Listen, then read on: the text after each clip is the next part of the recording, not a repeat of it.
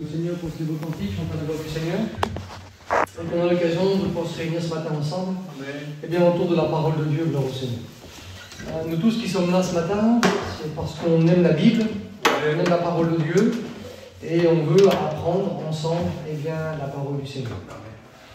J'aimerais vous apporter cette note biblique, j'ai fait ça cette semaine, et on va voir quelques éléments dans cette note biblique que j'ai trouvée. Et puis, la note biblique que j'ai faite, c'est pourquoi connaître la doctrine biblique. On peut connaître des histoires de la Bible, mais on peut être nul en doctrine.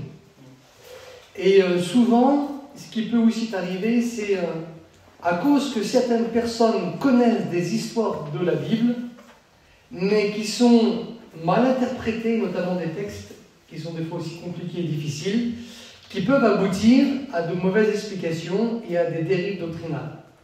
La doctrine, ça vient d'un mot grec qui est le mot didaké, qui signifie un enseignement, une règle. Donc l'enseignement est le même pour tout le monde. Et donc ce que nous allons essayer d'apprendre ce matin ensemble, c'est pourquoi il faut connaître la doctrine biblique. Alors on va lire ensemble 2 versets d'introduction dans la Bible, la parole de Dieu. Après qu'on priera le Seigneur, afin que Dieu nous bénisse ensemble.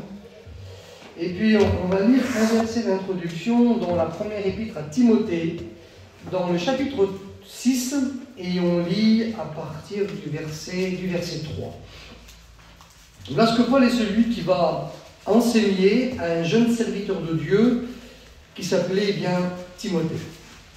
1 Timothée chapitre 6, verset 3. Si quelqu'un enseigne de fausses doctrines et ne s'attache pas aux saintes paroles de notre Seigneur Jésus et à la doctrine qui est selon la piété, il est enflé d'orgueil et il ne sert à rien. Donc Paul est celui qui va exhorter son élève vraiment à faire attention, à être vigilant et à enseigner la véritable doctrine biblique. Maintenant, on lit ensemble dans l'Épître aux Hébreux, dans le chapitre 13, et on lit ensemble le verset 8 et le verset 9. Voilà ce qu'il est écrit. Jésus-Christ est le même hier, aujourd'hui et éternellement. Ne vous laissez pas entraîner par des doctrines diverses et étrangères, car il est bon que le cœur soit affermi par la grâce et non par des aliments qui n'ont servi à rien à ceux qui sont attachés. Voici que dans ce texte, il est celui qui déclare « Jésus est le même hier, aujourd'hui et éternellement ». Et ensuite, il est question de doctrine et de ne pas se laisser entraîner par des fausses doctrines. Ce qui veut dire que Jésus, s'il est le même hier, aujourd'hui et éternellement, ce qui veut dire que l'enseignement qui a été donné à l'époque de Jésus des apôtres doit demeurer le même aujourd'hui, et nous sommes dans le aujourd'hui, et donc ça nous concerne aujourd'hui à nous.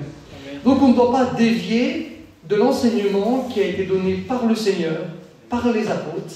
On doit avoir aujourd'hui exactement le même enseignement.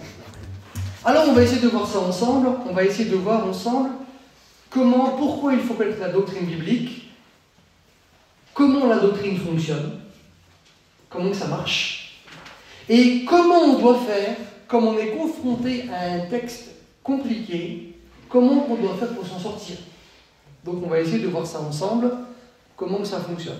Alors on va prier le Seigneur, on va demander à l'ancien David de prier le Seigneur pour nous, et on va commencer ensemble. Nous voulons te remercier, Seigneur, pour ce qui va être fait, ce qui va être dit dans cette matinée. Que nous puissions, Seigneur, nous enrichir de ta parole, Seigneur, parce que ta parole est riche. Seigneur, merci pour ton serviteur, loin du Saint-Esprit, dans le nom de Jésus, afin que tu lui rappelles, Seigneur, ce que tu as mis dans son cœur, dans le nom de Jésus. Merci pour mes frères qui sont là, Seigneur. Bénis-les dans le nom de Jésus, enrichis-les par ta parole. Nous voulons, Seigneur, dans cette matinée, être bénis par ta grâce, par ton amour, par ta parole, Seigneur. Et nous voulons te remercier pour ces moments bénéfiques pour nous. Amen. Amen, gloire au Seigneur. Voilà, il est 10h30, on va rester 1 heure ensemble à peu près. On ne verra pas tout ce que j'ai noté, mais on va essayer de voir ensemble le fonctionnement de la doctrine biblique avec des exemples bibliques eh bien, comment on fait pour s'en sortir? J'ai marqué ici, introduction, 2 Pierre, chapitre 3, verset 16. C'est ce que, eh bien, l'apôtre Pierre est celui qui va déclarer en parlant de Paul. Il dit, c'est ce qu'il fait dans toutes ses lettres en parlant de Paul, est écrit, il parle de ces choses dans lesquelles il y a des difficultés à comprendre. Voici que l'apôtre Pierre était celui qui dit que Paul parlait de choses qui étaient difficiles à comprendre. Paul, c'est l'homme de science. C'est l'homme qui a 9 dons spirituels et qui a les 5 ministères. C'est vraiment l'homme complet. Tandis que l'apôtre Pierre, lui, il est écrit que lui, c'est un homme du peuple et qu'il n'a pas beaucoup d'instructions. C'est ce qui est écrit dans les Actes des Apôtres, dans le chapitre 4 et le verset 13.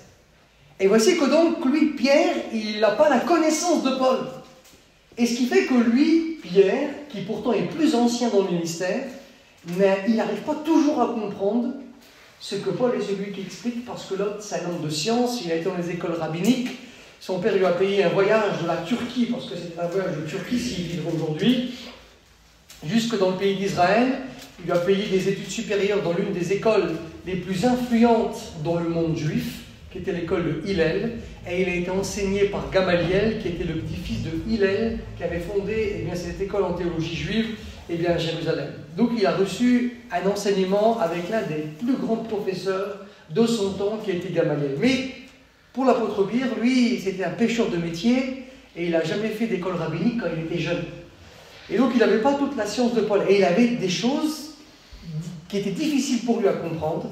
Et dans la Bible, il y a aussi des choses qui sont vraiment difficiles, et notamment des textes très compliqués, et que j'aimerais vous présenter et vous aider à savoir comment on fait pour s'en sortir, comment on est confronté à un texte très difficile dans la Bible, qu'on n'a pas la réponse, et que le verset semblerait très compliqué, et on ne sait pas comment faire pour s'en sortir. Eh bien, c'est la doctrine qui va nous permettre de nous sortir de ce pas difficile. Et on va voir ensemble comment ça fonctionne et comment que ça marche et comment on le fait. Dans Hébreux chapitre 5 et verset 11, il est écrit « Nous avons beaucoup à dire là-dessus et des choses difficiles à expliquer et à comprendre. » Ce qui veut dire que dans la Bible, même pour eux, il y avait des choses qui étaient très difficiles et aussi très compliquées. Et nous, aujourd'hui, eh bien pour nous, c'est aussi des fois difficile dans certains domaines, parce qu'on peut lire, donc on a le son, on le lit, mais on n'a pas l'image. Donc on ne sait pas des fois à quoi il faisait allusion, qu'est-ce qu'il disait, pourquoi il disait cela. On a du mal à comprendre le sens. Mais on va voir ensemble qu'on peut s'en sortir si on connaît la doctrine biblique et l'enseignement de la Bible. J'ai marqué ici pourquoi connaître la doctrine biblique. Réponse, pour éviter les erreurs doctrinales, pour éviter les dérives bibliques, pour démêler les nœuds, parce que des fois, il y a des nœuds qui sont là, on n'arrive pas à les démêler, on ne sait pas comment on fait pour s'en sortir. Pour éclaircir aussi les textes compliqués, on va voir ensemble comment on fait pour les éclaircir et les comprendre, et pour apporter des réponses bibliques. Et on va voir ensemble que si on est confronté à un texte très dur, même si on n'a pas la réponse du texte, eh bien, la doctrine biblique est celle qui nous donnera la réponse, parce qu'elle est celle qui va éclaircir le texte biblique. Et le texte compliqué ne peut pas se confronter à la doctrine, mais la doctrine est quelque chose qui s'harmonise. Et même si un texte semblerait aller à l'encontre de l'ensemble de la doctrine, eh bien, il faut savoir que c'est parce qu'on ne comprend pas le texte et qu'on n'a pas l'explication du texte, parce que le texte difficile doit s'harmoniser avec tout l'ensemble de la doctrine. Ok ? Ça, c'est très important. Si on connaît la doctrine biblique et qu'on est confronté à un texte difficile, eh bien même si on ne connaît pas la réponse, si on connaît la doctrine biblique, on arrivera quand même à donner la bonne réponse. Le mot doctrine, que je le dis, vient du mot didaké, c'est un mot grec, qui veut dire enseignement, doctrine, instruction. Et il est utilisé 30 fois dans le Nouveau Testament. Ok ? Jimmy nous apprenait ça aux écoles bibliques, peut-être que lui, il a eu peut-être aussi, les frères ont peut-être eu l'anecdote. Il disait que, la doctrine, c'est comme une règle. Et il faisait tracer un trait comme ça sur le tableau. Et même si on était à droit, ben c'est jamais, en fin de compte, jamais droit comme il le fallait. Et puis lui, il avait pris une règle et il avait tracé un trait qui était beaucoup plus droit. Et il expliquait que la règle de doctrine, c'est une règle qui est la même pour tout le monde. Et qu'on soit français, qu'on soit chinois, qu'on soit américain, si une règle faisait 1 mètre, il disait elle fera 1 mètre pour l'américain, 1 mètre pour le chinois, 1 mètre pour le français. Ce qui veut dire que la doctrine biblique, elle doit être la même pour nous les Français, pour les Chinois, pour les Américains. Si elle est différente, c'est parce qu'alors il y a quelqu'un ou un pays ou un mouvement qui ne s'attache pas à la doctrine biblique qu'elle enseigne. La doctrine biblique est la même pour tout le monde. Okay? Donc c'est pour ça que nous devons avoir une doctrine unanime et qui va dans la même direction. Voyons donner cette anecdote. Il disait que si un chrétien est déréglé, ben il est déréglé tout seul. Mais par contre, si un pasteur est déréglé, il dit lui, il est semblable à la montre qui est sur le clocher de l'église. Et il va dérégler tout le pays. Et c'est vrai que si un pasteur est déréglé, il enseignera des choses déréglées, et les gens recevront ces choses déréglées, croyant que c'est réellement cela, et le mettront en pratique. Donc en fin de compte, on peut dérégler beaucoup de monde, c'est pour ça qu'il faut être réglé. Paillon est celui qui disait charité sur les points secondaires, mais si tu touches à la doctrine, tu es mort. Alors, c'est quoi un point secondaire? Un point secondaire, c'est ça. Par exemple, on avait écouté une fois l'histoire d'un garçon qui prêchait et qui disait, il avait prêché sur Zachée, sur Bartimée, pardon, et à ce coup il a mélangé avec l'histoire de Zachée, et il disait Bartimée était monté dans l'arbre. Et puis à ce coup il a réalisé que c'était pas ça, et il a dit Bartimée, qu'est-ce que tu fais dans l'arbre à Zachée? Donc il essaie de se sortir de mauvais pas dans lequel il s'était mis, c'est parce qu'il avait mélangé deux histoires. Mais ça, c'est pas une erreur doctrinale. Ça, c'est une erreur de nom. Au lieu de dire Zachée, il avait dit Bartimée. C'est comme si tu dirais, par exemple, on écoute souvent, par exemple, cela, on dit, voilà, le malade, le paralytique dans Jean 5 était malade, et bien, il était où? À la piscine de Bethesda. C'est pas vrai. C'est la piscine de Bethsaïda, si ça c'est vrai. Et là, on dit des fois, la piscine de Bethsaïda, pardon. Mais Bethsaïda, c'est dans le nord de la Galilée. C'est loin. Et Bethesda, c'est dans le sud, donc à Jérusalem. Et donc, on confond des fois la piscine de Bethesda à Jérusalem avec le village de Bethsaïda dans la Galilée. Il y a au moins 110 km qui les séparent, ce qui veut dire qu'il y a quasiment une semaine de marche qui les sépare à l'époque biblique. Mais ça, c'est pas une erreur de doctrine. Ça, c'est une erreur de nom. Ça, c'est pas méchant. C'est ça, les points secondaires. Tu te trompes de nom d'un personnage, tu te trompes le nom d'une ville. Ça, c'est pas des erreurs de doctrine. C'est des erreurs, des fois, d'explication où tu t'es mélangé, ta langue a fourché, où parce que les Bethesda et Bethsaïda, ça se ressemble, des fois, tu as confondu. Ça, c'est pas des erreurs doctrinales. Et là, on doit avoir de la charité, comme l'expliquait Paillon, sur les points secondaires, parce que ça, c'est simplement que des noms d'hommes ou des noms de villes. Ça, c'est pas la doctrine. Mais on ne doit pas toucher, à la doctrine biblique. Paul va dire ces mots-là dans 2 Timothée chapitre 2, verset 2. « Ce que tu as entendu de moi en présence de beaucoup de témoins, confie-le à des hommes fidèles qui soient capables de l'enseigner aussi à d'autres. » Donc voici que Paul, qui est celui qui nous a enseigné la quasi-totalité de la doctrine chrétienne, il est celui qui va l'enseigner à des jeunes serviteurs de Dieu. Et lui, il est celui qui va dire à Timothée, ce que moi je t'ai enseigné, toi, à ton tour, tu l'enseigneras à d'autres qui seront capables aussi de l'enseigner. Et voici que donc nous avons appris de nos anciens, ils nous ont transmis ce qu'ils connaissaient, et nous transmettons ce que nous connaissons aux plus jeunes, et les plus jeunes transmettront aussi à d'autres ce qu'ils ont appris de leurs anciens. Donc nous voulons transmettre toutes ces choses-là.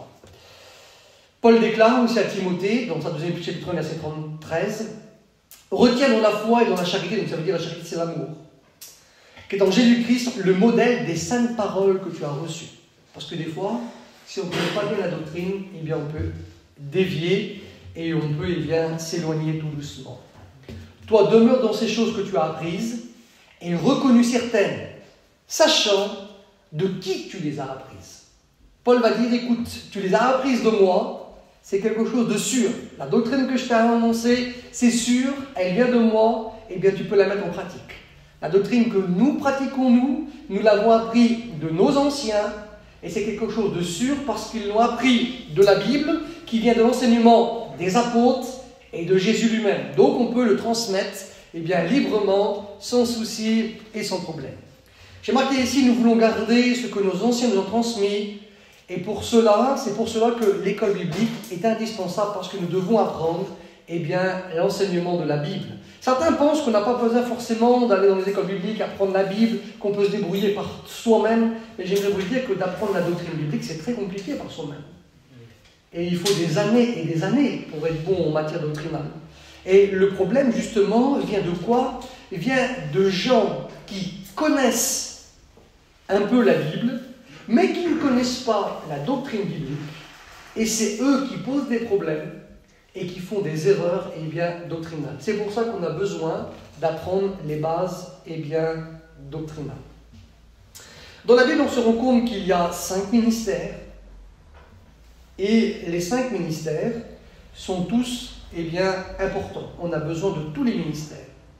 Comme nous regardons la Bible, on se rend compte qu'il y a le ministère de prophète. Le prophète, c'est quoi? C'est un serviteur de Dieu qui, lui, sera animé de la parole de sagesse, parole de connaissance et de discernement des esprits. Il y aura l'évangéliste. On retrouve ces choses-là dans Éphésiens chapitre 4, verset 11. Et lui, l'évangéliste, il est animé des dons de puissance. Il est celui qui aura le don de guérison, le don des miracles et le don de foi. Et puis voici qu'il y a aussi le pasteur. Lui, le pasteur, c'est un serviteur de Dieu qui a une connaissance générale de la Bible. Quand vous allez par exemple chez un docteur, si vous avez mal à la tête, il va vous ausculter, si vous avez mal aux pieds, il vous auscultera aussi. Mais lui, ce n'est pas un spécialiste, mais c'est un généraliste. Et un pasteur, c'est un généraliste. Il connaîtra l'ensemble de l'écriture de la Bible. Mais le spécialiste, ce sera le docteur. Le docteur, c'est l'enseignant. Lui, le docteur, c'est le spécialiste. Quand vous avez un problème et que votre généraliste, qui est un médecin qui va vous diagnostiquer quelque chose, va dire, des fois, allez vers un cardiologue. Parce que là, lui, il ne peut plus rien faire, c'est au-dessus de lui. Le docteur, lui, c'est celui qui connaît plus la Bible, dans les profondeurs. Et donc, les docteurs sont aussi dans la Bible. Et les apôtres, c'est ceux qui ont le ministère d'évangéliste, les ministères de prophètes, qui ont le ministère de pasteur, le ministère de docteur. Et ce qui veut dire qu'ils sont capables d'évangéliser les gens, les amener au salut. Ils sont capables de les nourrir parce qu'ils feront l'œuvre d'un pasteur. Ils sont capables de les enseigner parce qu'ils feront l'œuvre d'un docteur, de former des serviteurs de Dieu, de les mettre en place. Ils auront aussi la fonction de prophète parce qu'ils seront animés des dons de révélation. Et ils fonderont tout cela. Et un coup que tout sera établi, il part ailleurs. Et il va recommencer, évangéliser. Et celui qui va les nourrir, les enseigner, former des serviteurs de Dieu et partir encore ailleurs. Donc on se rend compte que la doctrine, c'est vraiment quelque chose d'important. C'est dans tous les ministères, on aura besoin de connaître la doctrine biblique. Tous les ministères en ont besoin. Mais celui qui sera le spécialiste de la doctrine sera le docteur. Mais l'évangéliste en aura besoin, sinon il va enseigner n'importe quoi et il fera aussi n'importe quoi. Le pasteur en aura besoin parce que lui doit nourrir les brebis, donc il faut qu'il ait des connaissances doctrinales. Et le docteur, lui, par contre, c'est le spécialiste qui, lui, est capable de démêler les nœuds, comme c'est compliqué et difficile, qu'on n'arrive pas à s'en sortir. C'est lui qui va jouer le rôle de rendre clair ce qui est sombre. Le rôle d'un vrai docteur, c'est de rendre simple ce qui est très compliqué à comprendre. C'est ça le rôle d'un vrai docteur. Parce que si on pose la question à quelqu'un d'un texte difficile, et qu'à la finale, il a fait tout un schmilblick, et vous n'avez rien compris parce qu'il a rendu tellement de trucs compliqués, c'est qu'en vrai, on peut douter de ses capacités de docteur. Un docteur est là pour démêler les nœuds, il est là pour rendre simple ce qui est très compliqué. D'accord ? Donc on va essayer de voir ensemble quelques exemples de la Bible concernant les doctrines bibliques et comment faire pour s'en sortir d'un pas difficile. On se rend compte que dans la Bible, selon les spécialistes, il y a 88 doctrines bibliques. Mais on a des doctrines de base, qui sont les doctrines qu'on doit apprendre en priorité. Pourquoi? Parce que c'est les doctrines qu'on pratiquera le plus souvent. Ça ne servirait à rien de connaître toute l'Apocalypse si je fais des erreurs autant comme autant, par exemple, dans la doctrine de l'imposition des mains. Parce que l'Apocalypse, je ne vais pas prêcher ça toutes les minutes. Mais tandis que l'imposition des mains, je le ferai dans toutes les réunions quasiment. Donc, vaut mieux connaître la doctrine de l'imposition des mains par cœur que de connaître le livre de l'Apocalypse par cœur. Okay? Donc, on a des doctrines de base. On a des doctrines de base qui sont l'imposition des mains. On le pratique souvent dans nos réunions. Donc, ça, c'est des doctrines à apprendre. La doctrine de l'onction d'huile, on le fait chaque dimanche et aussi dans les maisons ou dans les campings. Donc, c'est des doctrines de base qu'on doit apprendre. Doctrine de base, c'est aussi le baptême d'eau, par exemple. Ça, on doit connaître comment fonctionne le baptême d'eau parce qu'il y a plein de dérives et plein d'erreurs. Connaître aussi le fonctionnement de la doctrine du baptême dans le Saint-Esprit, parce qu'il y a aussi des dérives dans ce domaine-là. Donc, c'est des choses qu'on doit apprendre parce qu'on y est confronté. On doit connaître aussi la doctrine de ce qu'on appelle de la régénération. Pour être simple, c'est la doctrine de la nouvelle naissance, du salut. Savoir comment que le salut est celui qui fonctionne. La doctrine des dons spirituels. On est constamment confronté aux dons spirituels, on le pratique dans nos églises. Donc, c'est des choses qu'on doit maîtriser, qu'on doit connaître. Comme la doctrine aussi de la Sainte Seine. C'est des choses qu'on pratique dimanche après dimanche, et bien qu'on doit connaître. Ça, c'est les doctrines de base qui sont essentielles et qu'on doit maîtriser avant de connaître les livres de l'Apocalypse et d'autres livres qui sont aussi compliqués. Si on connaît le reste, c'est bien, gloire à Dieu, mais on doit priorité connaître ces doctrines de base et aussi les maîtriser parce qu'il y a aussi des difficultés et des problèmes des fois dans ces doctrines de base que nous devons connaître. J'ai marqué ici, voyons maintenant les textes les plus compliqués du Nouveau Testament qui sont parfois mal compris et interprétés. J'ai fait dans cette note biblique, j'ai pris les textes du Nouveau Testament qui sont les plus compliqués et les plus difficiles à expliquer. Il y a des textes qui sont très durs, très difficiles. Bien souvent, quand on lit, on passe parce que ça demande beaucoup de réflexion et d'interprétation. Mais on se rend compte que ces textes difficiles, on peut quand même avoir une explication si on connaît l'ensemble de la doctrine biblique qu'on va voir ensemble. Et j'ai fait dans ces notes bibliques, maintenant on ne va pas voir tout ça ce matin, mais j'ai fait un texte qui paraît un peu compliqué, qui touche à l'imposition des mains, autre texte qui touche à la divinité de Jésus, des textes qui touchent à la doctrine du salut, parce qu'on peut perdre les gens tout en croyant qu'on est en train d'enseigner la Bible parce qu'on a mal compris certains textes. Il y a des textes qui sont très difficiles, des textes qui vont toucher dans le salut à la foi, textes très compliqués qui parlent que le baptême, si on lit le texte, serait capable de pardonner les péchés, alors que nous savons que le baptême d'eau ne pardonne pas les péchés. Donc texte très compliqué dans le livre des apôtres, donc à expliquer, donc il faut connaître le fonctionnement de la doctrine pour expliquer cela. Il y a aussi, j'ai noté ici, il y a un texte très compliqué dans Hébreux chapitre 6 où il semblerait que le rétrograde, s'il est tombé, ne peut plus revenir au Seigneur, alors que c'est faux. Mais il faut toute une explication parce qu'on peut être confronté à ce genre de situation. Moi, j'ai déjà été confronté à ce genre de situation où il a fallu régler ces soucis-là. Texte très compliqué dans 1 Timothée chapitre 2 au verset 15 où il est écrit que la jeune fille pour être sauvée, il faut qu'elle devienne mère. C'est pour ça que les Mormons marient leurs jeunes filles quand ils ont 12, 13 ans, 14 ans. Ils les marient parce qu'il est écrit dans le texte 1 Timothée chapitre 2 verset 15, la jeune fille sera sauvée en devenant mère, ce qui voudrait dire que si une jeune fille n'a pas d'enfant, elle est perdue. Imagine-toi. Donc c'est des textes qui sont très compliqués, mais qui ont besoin d'explications. Et si on ne connaît pas la doctrine biblique, quelqu'un vous présente ça, dit mon frère c'est écrit ça. Tu fais comment?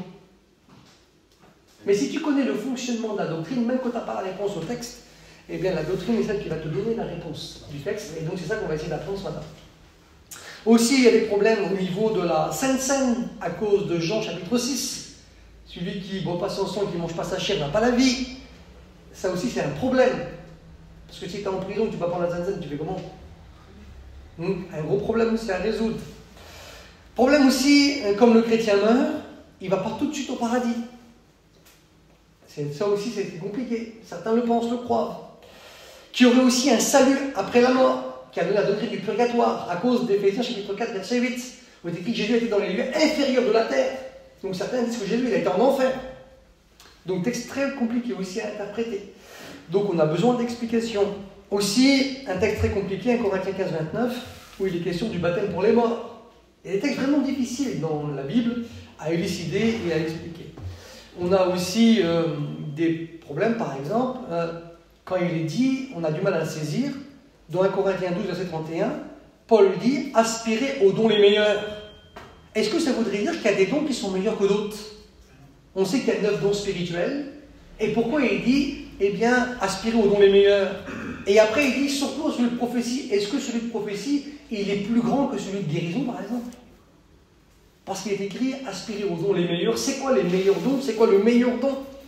Pourtant, tous les dons sont donnés par le Saint-Esprit, donc ça a besoin aussi d'explications. Est-ce qu'il y a des meilleurs? Est-ce qu'il n'y en a pas qui sont meilleurs? Et bien, tout ça, ça a besoin aussi d'explications. Un texte aussi assez difficile, Jean chapitre 20, verset 22, où il est écrit que le Seigneur va souffler sur les apôtres pour qu'ils reçoivent l'Esprit. C'est pour ça que les souffleurs soufflent sur les gens pour qu'ils le reçoivent. Donc pourquoi? Eh bien, ce texte difficile est là, et comment faire? Eh bien, pour expliquer de quel texte. Donc si on ne connaît pas la doctrine biblique, quelqu'un vient après et dit, voilà, ben moi, pour qu'ils reçoivent le baptême Saint-Esprit, je souffle sur eux. Toi, tu dis, non, tu n'as pas le droit. Ben, il vient, lui, il dit, regarde, le Seigneur, il l'a fait. Comment tu fais? Ou l'autre, il vient avec le texte et il dit, regarde, tu as une jeune fille chez toi, ouais. Ben écoute, si elle n'a pas d'enfant, si elle n'est pas mère, elle est perdue. Ben, c'est pas possible. Ben, regarde, c'est écrit. Tu te présentes le texte, tu fais comment? L'autre, il te présente le texte et dit, voilà, les rétrogrades, ils sont perdus, ils ne peuvent pas revenir au Seigneur. Impossible de revenir à la repentance. En Hébreux, chapitre 6. Tu fais comment, toi, si tu as un rétrograde dans ta famille, c'est ton père, ta mère, ton frère, ta soeur? Tu n'empêches plus la repentance, alors. Donc, c'est des textes qui sont vraiment très difficiles. Si on dit, bien, le baptême d'eau pardonne les péchés, toi, tu dis non, mais lui te présente le texte. Et dit, soyez baptisés, eh bien, pour le pardon de vos péchés. Alors, comment tu fais? Acte 2, verset 38. Donc, c'est tous les textes qui sont compliqués, qui sembleraient aller à l'encontre de la doctrine, mais si on connaît la doctrine, on va réussir, eh bien, à se sortir de pas, eh bien, difficiles. Et maintenant, on va essayer de voir ensemble comment on fait pour s'en sortir. Okay? Donc, on va voir quelques textes ensemble. Et on va essayer de voir ça. Donc je vais essayer de prendre des textes qui sont pas très compliqués pour ne pas vous embrouiller ce matin, mais on va essayer de voir pour que vous puissiez comprendre le fonctionnement de la doctrine biblique. Ok? Donc on va lire un texte dans la Bible où cette doctrine, c'est la doctrine de l'imposition des mains. Et un texte qui est assez... on m'a posé souvent la question.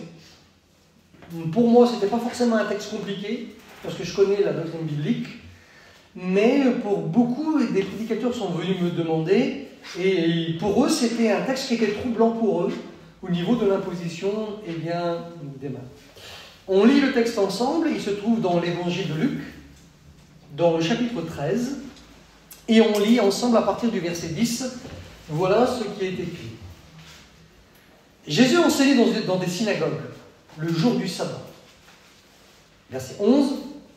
Et voici, il y avait là une femme possédée d'un esprit qui la rendait infirme depuis 18 ans. Elle était courbée et ne pouvait pas du tout se redresser. Verset 12. Lorsqu'il la vit, Jésus lui adressa la parole et lui dit, femme, tu es délivrée de ton infirmité. Il lui imposa les mains. À l'instant, elle se redressa et glorifia Dieu. Voici que là, dans cette histoire, on a une femme qui est possédée. Elle est possédée et elle est écrite depuis 18 ans, elle est malade. Voici que cette femme est devant le Seigneur et le Seigneur est confronté à cette femme-là.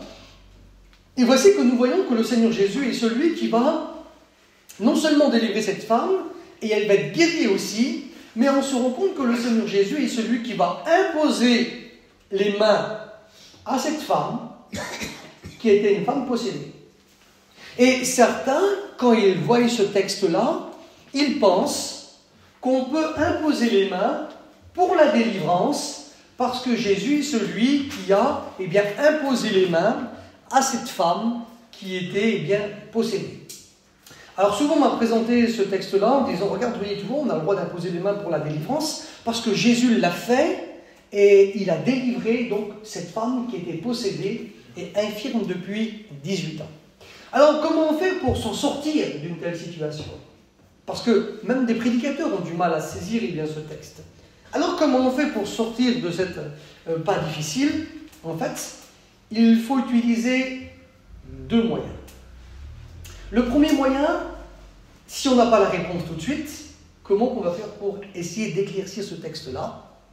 Le premier moyen, c'est de faire un tour d'horizon de la doctrine biblique. On fait un tour d'horizon. Et le deuxième moyen, ça sera de faire une analyse du texte dont il s'agit. Ok? Donc on va faire ça ensemble. D'accord? Donc quelqu'un vous présente ça, il vous dit, voilà, regarde, on a le droit d'imposer les mains pour la délivrance, parce que Jésus est celui qui l'a fait pour une femme qui était possédée. Ok. Nous, ce que nous savons, et ce que nous avons appris, ce que nous croyons, c'est qu'on n'a pas le droit d'imposer les mains pour la délivrance et aussi pour le pardon des péchés des gens. Ce n'est pas nous qui avons le pouvoir de pardonner les péchés des gens, mais c'est le sang de Jésus qui a le pouvoir de pardonner, de purifier les adieux. Alors comment on fait pour s'en sortir de cela? Ok, donc on a appris cela. Mais maintenant, si on veut, nous, éclaircir tout cela, il faut qu'on connaisse le fonctionnement. Alors comment on fait? Premièrement, on va faire quoi? On va faire un tour d'horizon de la doctrine biblique. Et voici que maintenant, on va essayer de connaître la doctrine biblique de l'imposition des mains ensemble. Imaginez-vous que je ne connais pas la réponse. Je ne sais pas si vraiment on a le droit d'imposer les mains pour la délivrance ou si on n'a pas le droit. Je n'ai pas la réponse au texte. Mais si je connais la doctrine, alors j'aurai la réponse du texte. Oui. Pourquoi? Parce que lui, là, il va être obligé de s'harmoniser avec tous les autres. Alors maintenant, qu'est-ce que l'on fait? On prend la Bible et on essaye de comprendre et de savoir où Jésus a imposé les mains, dans quelles circonstances il a imposé les mains, et les apôtres, à qui ils ont imposé les mains, et dans quelles circonstances. Et si on arrive à connaître ça, parce que maintenant on va faire un tour d'horizon de la doctrine biblique, le texte-là sera obligé de s'harmoniser avec les autres.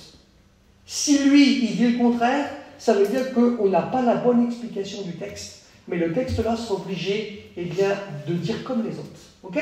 Alors, quand nous regardons la Bible, on regarde la Bible, parole de Dieu, on regarde où c'est que Jésus est celui qui a imposé les mains. Et voici qu'on regarde une histoire que l'on connaît, Matthieu, chapitre 9. Pour la fille de Jairus, par exemple. On connaît toute l'histoire. Qu'est-ce qu'il est écrit? Matthieu, chapitre 9, et le verset 18. Il est écrit quoi?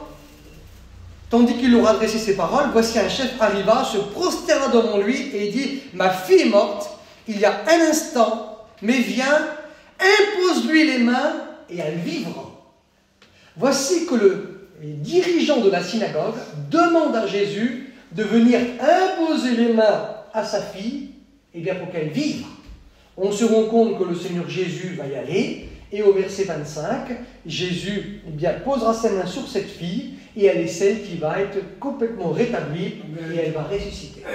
Donc on se rend compte que, même pour la résurrection, on a le droit d'imposer les mains, le Seigneur Jésus, celui qui l'a fait. Ok, impeccable.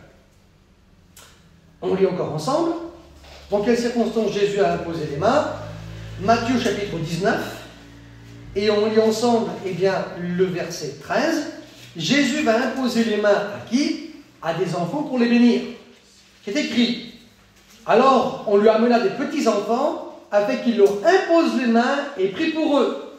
Les disciples le repoussaient et ne voulaient pas, mais il est écrit au verset 15, Jésus leur imposa les mains et il partit de là. Voici que le Seigneur Jésus est celui qui va imposer les mains à des enfants pour les bénir. Ce qui veut dire que pour communiquer une bénédiction, Jésus a imposé les mains. Ce qui veut dire que, nous aussi, on peut imposer les mains pour bénir les petits-enfants, comme Jésus l'a fait, à ce moment-là. Ok, impeccable. On continue ensemble, on regarde ensemble, on se rend compte que Jésus est celui qui va imposer les mains, maintenant pour la guérison. On lit le chapitre 6, et on lit le verset 5. Regardez ce que Jésus est celui qui a fait. Est écrit, Jésus leur dit, verset 4, un prophète n'est méprisé que dans sa patrie, parmi ses parents et dans sa maison. Il ne put faire là aucun miracle, si ce n'est qu'il imposa les mains à quelques malades et il les guérit. Ah, là, on se rend compte que Jésus impose les mains aussi, pour la guérison des malades. Ce qui veut dire que pour un malade, on a le droit de lui imposer les mains. Jésus, celui, qui l'a fait. Si nous lisons Marc chapitre 7 et le verset 32, toujours dans le domaine de la guérison, on lui a mis un sourd qui avait des difficultés à parler, on le pria de lui imposer les mains. Donc on demande à Jésus d'imposer les mains encore à un malade. Ce qui veut dire que pour les malades, on a le droit d'imposer les mains, c'est ce que nous faisons dans nos religions. Si nous regardons encore Marc chapitre 8 et le verset 25, il est écrit « Jésus lui mit de nouveau les mains sur les yeux, et quand l'aveugle regarda fixement, il fut guéri. » Il dit tout distinctement. On se rend compte que verset 23, il est écrit « Il prit l'aveugle par la main, le conduisit hors du village, puis il est écrit « Il lui imposa les mains, et il demanda s'il voyait clair. » On se rend compte que là, on a encore affaire à un malade qui est aveugle. Jésus va lui imposer les mains pour la guérison. Ce qui veut dire que pour la guérison, on a le droit d'imposer les mains. On regarde un autre texte, et c'est le dernier, où il est écrit que Jésus va imposer les mains pour la guérison. Dans l'évangile de Luc, dans le chapitre 4 et le verset 40, c'est un beau verset. Regardez ce qui est écrit. On le lit ensemble. Après le coucher du soleil, tous ceux qui avaient des malades atteints de diverses maladies, lui amenèrent. Jésus imposa les mains à chacun d'eux et il les guérit. Donc on se rend compte que dans le ministère de Jésus, on a ici, les textes que je vous ai donnés, c'est les endroits dans les évangiles où Jésus a imposé les mains. Donc on se rend compte que Jésus a imposé les mains pour une résurrection, il a imposé les mains pour bénir notamment les petits-enfants, et il a imposé les mains à plusieurs reprises pour la guérison de gens qui étaient malades. Mais on ne verra jamais dans le ministère de Jésus d'imposition des mains pour délivrer quelqu'un. Ok? Donc ça c'est important. Maintenant on regarde l'enseignement des apôtres. L'enseignement des apôtres doit être en conformité avec l'enseignement de Jésus. Comme nous regardons les apôtres, dans quelles circonstances les apôtres vont imposer les mains? On se rend compte que la première imposition des mains des apôtres, elle est celle qui va être faite dans Actes au chapitre 6. Et au verset 6, il est question de la consécration des diacres. C'est écrit, Acte 6, verset 6. Au verset 5, il est donné le nom des diacres. Et voici qu'au verset 6, il est écrit, ils les présentèrent aux apôtres qui, après avoir prié, leur imposèrent les mains. Ce qui veut dire que pour la consécration des ministères des diacres, on a le droit d'imposer les mains à ces gens-là. Les apôtres l'ont fait. Maintenant, si nous regardons encore et que nous continuons dans l'enseignement des apôtres, dans quelles circonstances ils ont imposé les mains, on se rend compte qu'ils ont imposé les mains pour le baptême dans le Saint-Esprit. Aux Samaritains, dans Actes au chapitre 8 et le verset 17. Vous voyez ce qui est écrit. Alors Pierre et Jean leur imposèrent les mains et ils reçurent le Saint-Esprit. Ce qui veut dire que pour l'imposition des mains, on a le droit aussi d'imposer les mains pour qu'ils le reçoivent. Cela est écrit aussi dans le livre des Actes des Apôtres, dans le chapitre 19 et le verset 6. Là, ce n'est pas Pierre et Jean, mais c'est l'apôtre Paul qui va imposer les mains. Aux 12 Éphésiens, il est écrit « Lorsque Paul leur eut imposé les mains, le Saint-Esprit vient sur eux, ils parlaient en langue et prophétisaient, ils étaient aux environs de 12 hommes. » Ce qui veut dire qu'on se rend compte que l'apôtre Paul est en harmonie avec ses collègues Pierre et Jean, pour l'imposition des mains, pour la réception du Saint-Esprit. On a affaire à Pierre et Jean, qui sont les apôtres de l'agneau, et on a affaire à Paul, qui est le premier apôtre du Saint-Esprit, et on se rend compte que les apôtres de l'agneau et les apôtres du Saint-Esprit sont d'accord ensemble, unanimes sur la doctrine biblique de l'imposition des mains. Dans quelles circonstances on doit imposer les mains? On peut imposer aussi les mains dans le livre des apôtres, à des serviteurs de Dieu pour une mission particulière. L'apôtre Paul et son collègue, eh bien, Silas ou Sylvain, étaient déjà prophètes. Il est écrit qu'il y avait des docteurs dans l'église d'Antioche et des prophètes, ce qui veut dire que, eh bien, Paul était soit docteur ou prophète. On sait en tout cas que lui, il a tous les ministères. Mais là, il va être envoyé dans le champ missionnaire. Et voici qu'il est écrit, acte 13, et le verset 3, et il est écrit, alors après avoir jeûné et prié, ils leur imposèrent les mains et les laissèrent partir. Pourtant, ils sont déjà établis dans le ministère, ils sont soit prophètes ou, comme je l'ai dit, ou docteurs, mais il est écrit, il y avait dans l'église d'Antioche des prophètes et des docteurs, acte 13, verset 1. Paul est dans l'église d'Antioche, donc soit c'est un prophète ou un docteur, mais on sait que lui après il aura tous les ministères, et il va partir dans un nouveau champ, dans le champ missionnaire, et pour cette mission particulière, on leur impose les mains aussi, bien pour bénir ces gens. On se rend compte aussi que dans le livre des Actes des Apôtres, eh bien on imposera les mains pour la guérison. Acte chapitre 28 et le verset 8. Là, c'est l'apôtre Paul qui va imposer les mains à un homme qui était malade. On lit ensemble, regardez ce qui est écrit. Le père de Publius était alors au lit, il était malade. Paul s'étant rendu vers lui, pria, lui imposa les mains et le guérit. Donc on se rend compte que lui aussi, il impose les mains pour la guérison. Eh bien, il est en harmonie avec le Seigneur Jésus. Et on peut aussi imposer les mains pour la consécration au ministère. C'est écrit dans 1 Timothée chapitre 4, verset 14 et 2 Timothée chapitre 1 et le verset 6. Voici que là, on a fait, vite fait, un tour d'horizon de la doctrine de l'imposition des mains.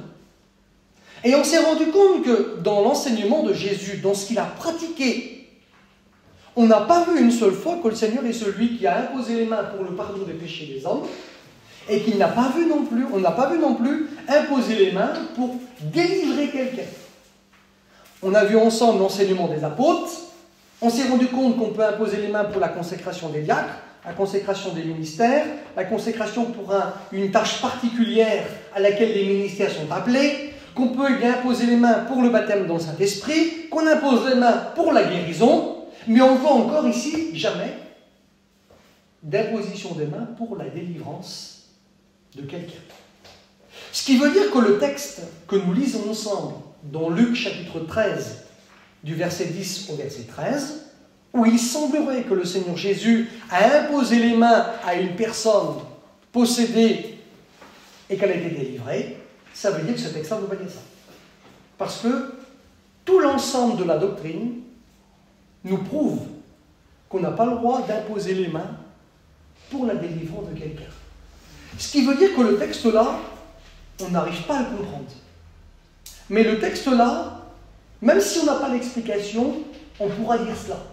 Le texte-là, j'arrive pas à le comprendre, mais en tout cas, ce que je sais, c'est que la doctrine de l'imposition des mains nous dit qu'il n'y a aucun exemple où on impose les mains pour la délivrance, ce qui veut dire qu'on n'a pas le droit d'imposer les mains, eh bien, pour délivrer quelqu'un.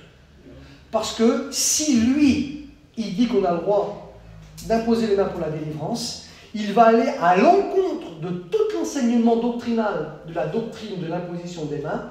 Et comme je vous l'ai dit, la doctrine ne se confronte pas, mais la doctrine s'emboîte, s'harmonise. Ce qui veut dire que le texte-là, de Luc chapitre 13, il est celui qui doit aller dans la même direction que tout l'ensemble de la doctrine.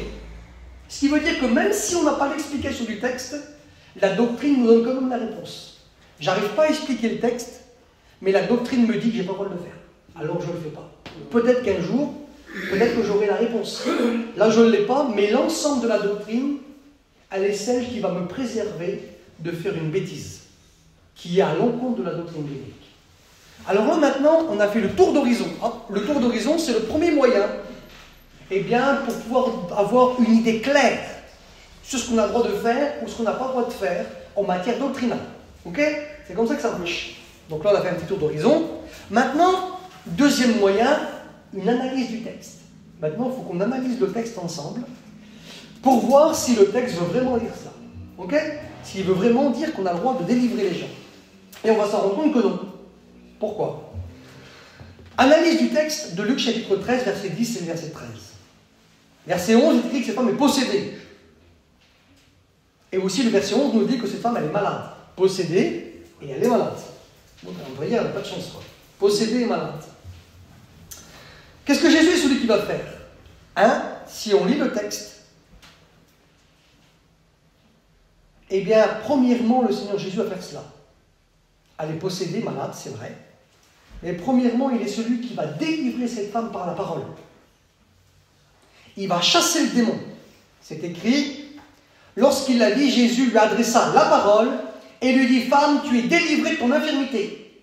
Jésus délivre cette femme de sa possession. Il la délivre comment? Sans aucun acte physique, il ne la touche pas. Mais il la délivre par la parole. C'est écrit, je le relis. Jésus lui adressa la parole, il ne la touche pas. Et il lui dit, femme, tu es délivrée de ton infirmité. Et à ce moment-là, le démon, il est chassé. Amen. Et une fois que démon est parti, qu'il est chassé, cette femme n'est plus possédée. Mais cette femme, maintenant, elle a besoin de guérison. Amen. Et là, il va lui imposer les mains, pas pour la délivrance, parce qu'elle est déjà délivrée. Mais il lui imposera les mains pour qu'elle soit guérie, et le Seigneur Jésus est celui qui va la guérir. Donc si on connaît la doctrine biblique, on arrive à s'en sortir. Donc on se rend compte, avec l'analyse doctrinale, on a fait l'ensemble, un tour d'horizon ensemble, on a vu qu'on n'a pas le droit d'imposer les mains, et on voit que si on fait un examen du texte, que Jésus n'impose pas les mains pour la délivrance, mais que pour la délivrance, eh bien, il chasse le démon par la parole sans la toucher, et une fois qu'elle est délivrée, qu'elle n'a plus besoin de délivrance, elle a simplement besoin de guérison, et pour la guérison, il lui impose les mains, et là on se rend compte que le texte, qui semblait au départ aller eh bien, à la confrontation avec le reste de la doctrine, on se rend compte qu'à la finale, eh bien, il s'emboîte et il s'harmonise avec tout le reste de la doctrine. Vous avez vu ça? Voilà comment on fait en matière biblique pour eh bien, s'en sortir d'un texte qui est très difficile et très compliqué. Si on n'a pas la réponse du texte, je me répète, on vérifie l'ensemble de la doctrine, et si l'ensemble de la doctrine nous dit le contraire, ça veut dire que le texte là, eh bien, il ne veut pas dire cela, mais qu'en fin de compte, on ne le comprend pas. Et en faisant l'analyse du texte, on a réussi eh bien, à démêler les nœuds. Pourquoi? Parce qu'on a appris la doctrine biblique de l'imposition des mains, on sait qu'on n'a pas le droit d'imposer les mains pour la délivrance, et on voit dans le texte que Jésus chasse par la parole, et il impose les mains pour la guérison. Donc là, au niveau doctrinal, tout rentre dans l'ordre, et il n'y a pas d'imposition des mains, eh bien, pour la délivrance eh bien, de cette femme. On peut aussi analyser un autre texte qui touche à la divinité de Jésus. Je regarde l'heure avec vous. On se rend compte que dans la Bible, il y a des textes qui sont aussi compliqués, qui touchent à la divinité de Jésus, et notamment les musulmans s'en servent, ainsi que les témoins de Jéhovah s'en servent pour dire que Jésus n'est pas Dieu. Et nous, on croit que Jésus, il est Dieu. Okay? Il y a des textes qui sont comme Proverbes chapitre 8, verset 22, où ils sont censés où il dit que Jésus il a été créé, Apocalypse 3,14, Colossiens 1,15, Jean 1,1, Jean chapitre 14, verset 28, Matthieu chapitre 24, verset 31. Et ils prennent ces textes-là, mais on se rend compte qu'on peut trouver une explication à tous les textes. Mais il y a un texte parmi tous ces textes qui est le plus compliqué. Et on va essayer de le voir ensemble. Comme nous regardons par exemple, on va donner 2-3 exemples des textes qu'ils prennent. Comme ils prennent par exemple Proverbes chapitre 8, verset 22, où il est écrit « L'Éternel m'a créé la première de ses œuvres avant ses œuvres les plus anciennes. » Les témoins de Jéhovah disent « Voyez » ou les musulmans vont dire « Voilà, vous voyez, Jésus il a été créé. » Nous savons que Jésus a été créé en tant qu'homme, mais pas en tant que Dieu, parce qu'il est éternel. Dieu n'a pas de commencement et il n'a pas de fin. Alors ils disent, voilà, vous voyez, c'est écrit, il a été créé.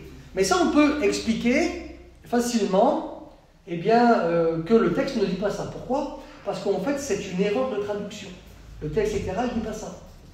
Parce que, eh bien, créer, en hébreu, c'est le mot bara. Ça veut dire créer à partir de rien. Si Jésus aurait été créé, ça devrait être ce mot-là qui devrait être utilisé dans le texte hébreu. Mais c'est pas ça, c'est le mot kana qui veut dire acquérir, posséder, ce qui veut dire que Jésus, eh bien Dieu le possédait eh bien, avant la création. Et on sait que Jésus il était aussi avant la création, et que dans ce texte-là, il n'y a pas d'acte créateur. On arrive à le prouver parce que en fait, c'est une erreur. deux traductions que Louis II, celui qui a fait, eh bien, dans sa traduction 1905 et 1910, et qui a été corrigée dans la traduction 1979. Okay? Donc ça, on peut le prouver assez facilement. Après, quand vous regardez Apocalypse 3.14, on peut aussi le prouver. Comme il est écrit à l'ange de l'église de la Odyssée, voici ce que dit l'Amen, le témoin fidèle et véritable, le commencement de la création de Dieu. Alors ils disent, vous voyez, Jésus, il a aussi un commencement. Et qu'il a été créé le premier de la création de Dieu. Et que Jésus, il a donné un coup de main à Dieu le Père pour créer toutes les choses sur la terre. Voilà ce qu'ils disent. Mais on se rend compte qu'on peut aussi, en analysant le texte original, que c'est une erreur aussi de traduction. Parce que premier créé, c'est le mot en grec protoktisis, qui veut dire premier, créé. Proto, ça veut dire premier, tisis, c'est le mot pour création. Ça devrait être écrit ça dans le texte original, mais ce n'est pas écrit ça. C'était aussi une erreur de traduction de Louis II.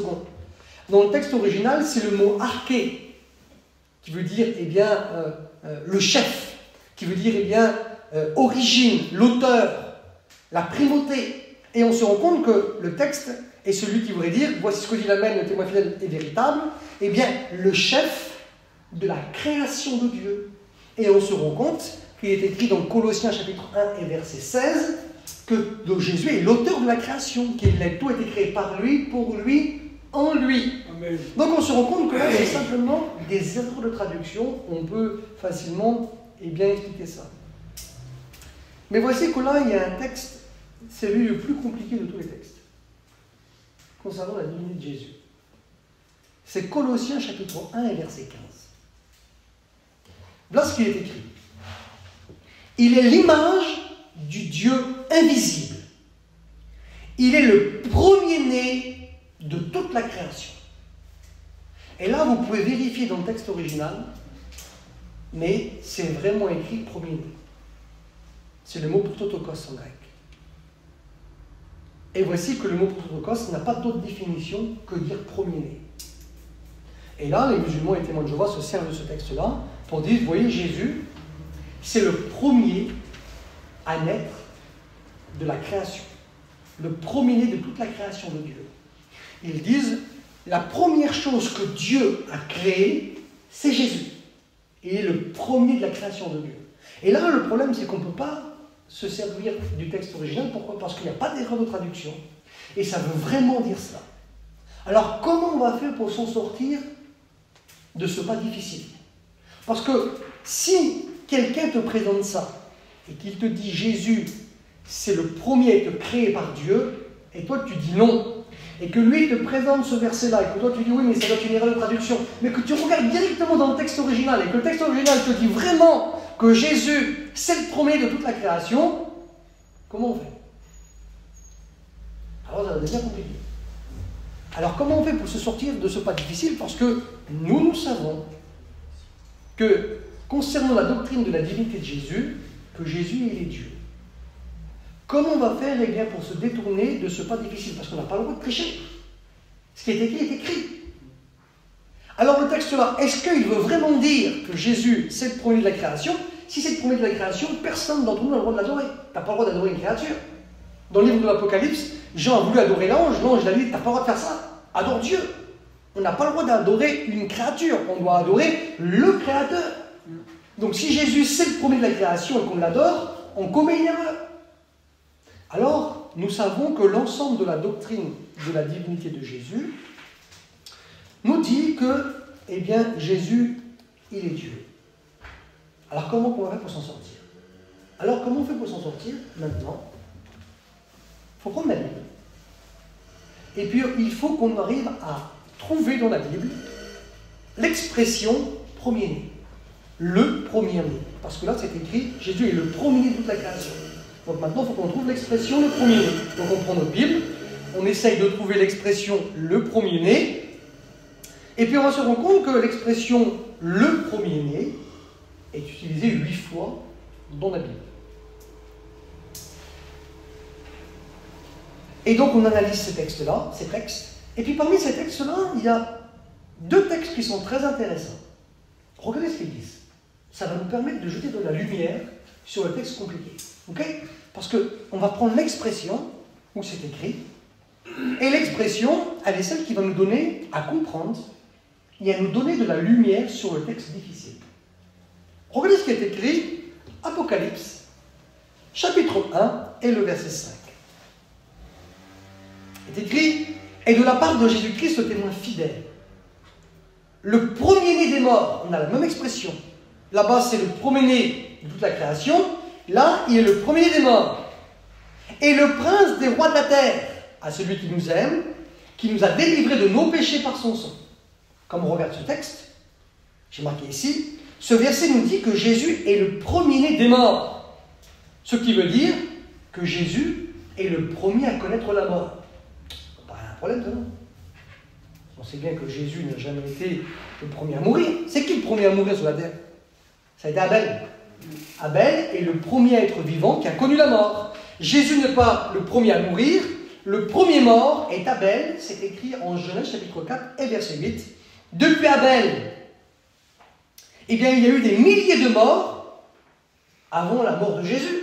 Imaginez-vous, de Abel pour arriver à Jésus, eh bien, on a quasiment 4000 ans d'histoire. Imaginez-vous le paquet de morts qu'il y a eu. Et pourtant, là, l'expression nous dit que Jésus, c'est le premier-né des morts. Le premier des morts. Pourtant, nous savons que ce n'est pas lui. Ça paraît encore bizarre. C'est quoi une expression qui paraît bizarre? On continue. Autre texte. Colossiens, chapitre 1 et verset 18. Il est écrit, Jésus est la tête du corps de l'Église. Il est le commencement. Elle est écrit maintenant, le premier-né, encore la même expression, mais elle est écrit d'entre les morts. Ce qui veut dire le premier à ressusciter. Comme nous regardons, ce verset nous dit que Jésus est le premier d'entre les morts, ce qui veut dire, eh bien, le premier à ressusciter. J'ai marqué ici, pourtant, ce n'est pas le premier à ressusciter. On regarde que la première résurrection qu'on voit dans la Bible, en tout cas, c'est, eh bien, le fils de la veuve de Sarepta par Élie. 750 ans avant la résurrection de Jésus. On voit aussi une résurrection par le prophète Élisée, le fils de la veuve de Sunem. 750 ans environ aussi avant Jésus. Donc ce n'est pas le premier. On se rend compte qu'il y a une guerre, Élisée est mort, et puis on prend un homme qu'on allait enterrer, la guerre éclate, ils ont peur, ils prennent le cadavre de l'homme, le jettent dans le tombeau d'Élisée et ressuscitent. 3 résurrections au moins avant la résurrection de Jésus. On voit aussi que Lazare de Béthanie, Jésus l'a ressuscité avant que lui soit mort. On se rend compte aussi que le fils de la veuve de Naïm, Jésus l'a ressuscité avant que lui soit mort. Et on se rend compte aussi que, eh bien, la fille de Jairus allait ressusciter avant que Jésus soit mort. Ce qui veut dire que Jésus, comment peut-il être le premier-né d'entre les morts, le premier à ressusciter, alors qu'il y en a d'autres qui sont, eh bien, ressuscités, eh bien, avant lui. J'ai marqué ici, remarque de ces 2 versets, on se rend compte que ces versets ne peuvent pas dire cela, car nous avons des preuves qu'il n'est pas le premier à mourir ou le premier à ressusciter. C'est logique. Jésus, il est dit qu'il est le premier à mourir, le premier à ressusciter, mais dans la Bible, on se rend compte du contraire. Jésus, ce n'est pas le premier à mourir et ce n'est pas le premier à ressusciter. Donc, ce qui veut dire que l'expression premier-né, le premier-né ne veut pas dire ça. Ne veut pas dire que c'est le premier de quelque chose. Ça ne veut pas dire que c'est le premier-né de la création, ça ne veut pas dire que c'est le premier à ressusciter, ce n'est pas le premier à mourir. Ça ne veut pas dire ça. Donc, ça veut dire que l'expression, elle veut dire autre chose. Elle veut dire quoi? On regarde toujours la même expression. Et on se rend compte que l'origine de cette expression, le premier-né, en fait, elle se trouve dans l'Ancien Testament. Elle se trouve où? Dans le psaume 89 et le verset 28. Voyez ce qui est écrit? Et Dieu dit, et moi je ferai de lui, de David, le premier-né, la même expression, le plus élevé des rois de la terre. Bizarre pourtant, quand on analyse. Tu te rends compte que David n'a jamais été le premier roi d'Israël, ça a été Saül.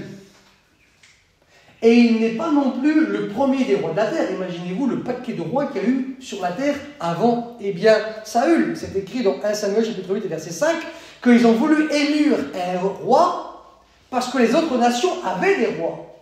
Donc David n'est pas le premier roi d'Israël, n'est pas non plus le premier roi de la terre. Et il n'est même pas le premier aussi de sa propre famille parce qu'il est le dernier de sa famille et le 7e enfant de la famille. J'ai marqué ici, là aussi on voit que l'expression premier-né ne signifie pas, eh bien, le premier de quelque chose, le premier des rois, le premier de la création, le premier à mourir et le premier à ressusciter. Ça ne veut pas dire ça. Alors elle veut dire quoi l'expression? En fait, l'expression elle veut dire ça. Je ferai de David le premier-né des rois de la terre. L'expression ne dit pas que David c'est le premier des rois, parce que comme je vous l'ai expliqué, il n'y a pas de roi avant lui. Mais l'expression elle est celle qui veut dire que premier-né signifie, dans la Bible, avoir la primauté sur quelque chose. Ce qui veut dire que comme Dieu dit « Je ferai de David le premier des rois de la terre », ça ne dit pas « Il sera le premier des rois », autrement Dieu aurait menti. Mais Dieu est en train de dire « Je ferai de David celui qui sera le plus important de tous les rois de la terre ». Et comme il est dit que Jésus est le premier-né de la création, Dieu n'est pas en train de dire qu'il est le premier de la création, mais qu'il est bien, celui qui a la primauté sur toute la création, parce que c'est lui qui l'a créé. Comme nous regardons et que nous analysons, on se rend compte, j'ai marqué ici, David n'est pas le premier roi de la terre, mais Dieu lui donne la primauté sur tous les rois de la terre. Dieu a fait de David le roi le plus important de toute la terre.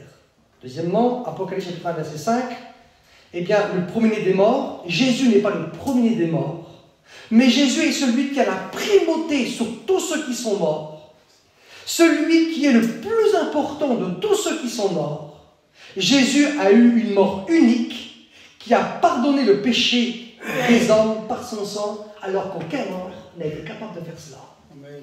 David est le roi le plus important de la terre, et Jésus est celui qui a eu la mort la plus importante de tous les morts, parce que c'était le seul qui était capable de purifier les hommes par son sang. Amen. Comme il est écrit aussi, il est la tête du corps de l'Église, il est le commencement, le premier-né d'entre les morts. Jésus n'est pas le premier-né à ressusciter, mais Jésus est celui qui a la primauté sur tous ceux qui ont ressuscité.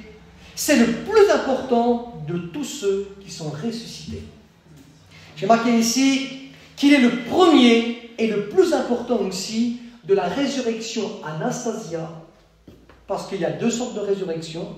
Par exemple, la résurrection de Lazare et Guiraud. Il est ressuscité, mais 10 ans, 20 ans ou 30 ans après, il est mort. De même que la fille de Jairus, de même que le fils de Naïm.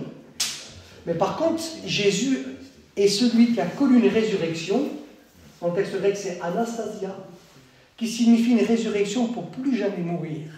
Amen. Ce qui prouve que Jésus est celui qui a la primauté sur tous ceux qui sont ressuscités, parce que les autres sont ressuscités, mais ils sont tous morts de nouveau. Tandis que lui, il est toujours vivant, il vit au siècle des siècles.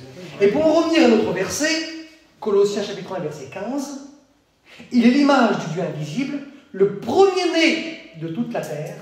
Jésus n'est pas le premier-né de la création, mais Jésus est celui qui a la primauté sur la création, celui qui est le chef de la création. C'est ce qui est confirmé par Paul en Colossiens chapitre 1, verset 16 et 17.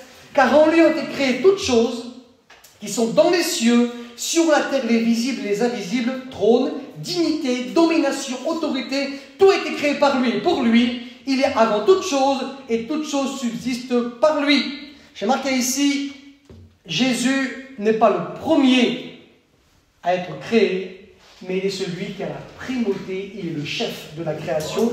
Voilà ce que l'expression est celle qui veut dire. Alors on s'est rendu compte qu'on a affaire à un texte très compliqué, très difficile, où on fouille même dans le texte original, on n'a pas l'explication, mais on a réussi à trouver l'explication parce que là on a fait une analyse.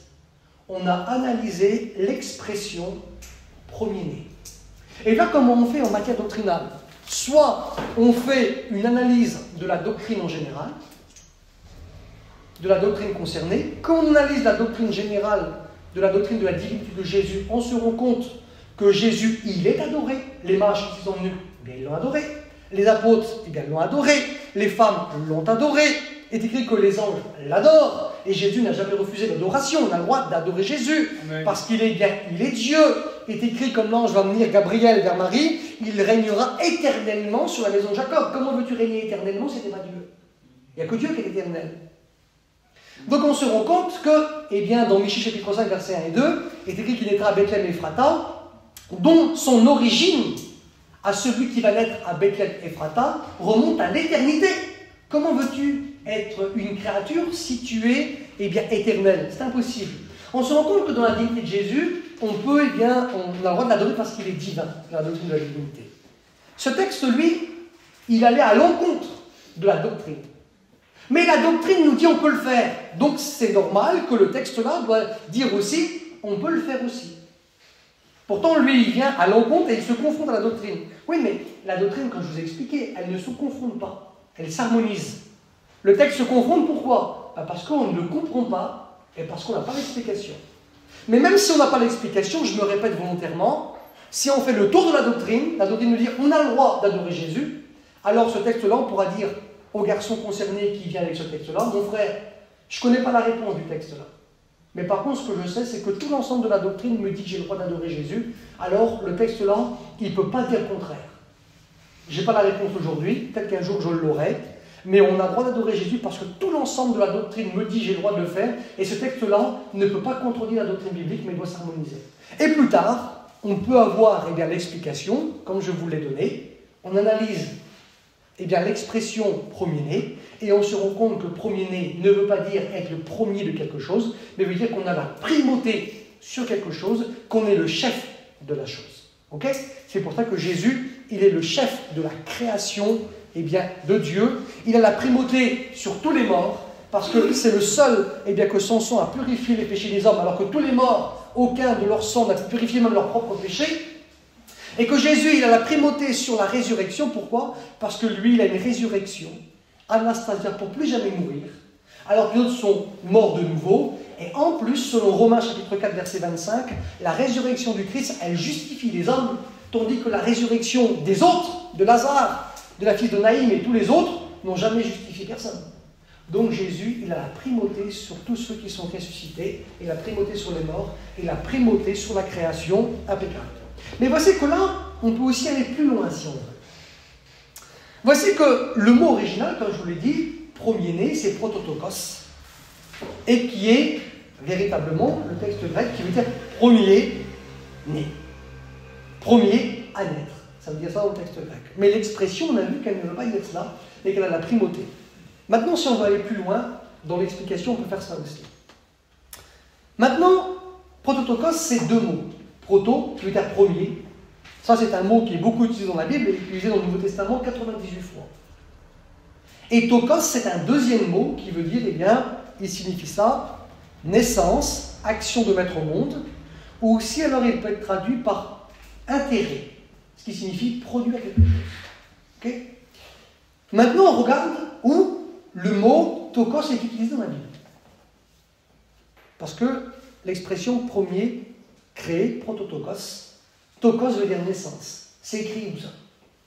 On regarde dans la Bible et on se rend compte que le mot tokos est utilisé deux fois.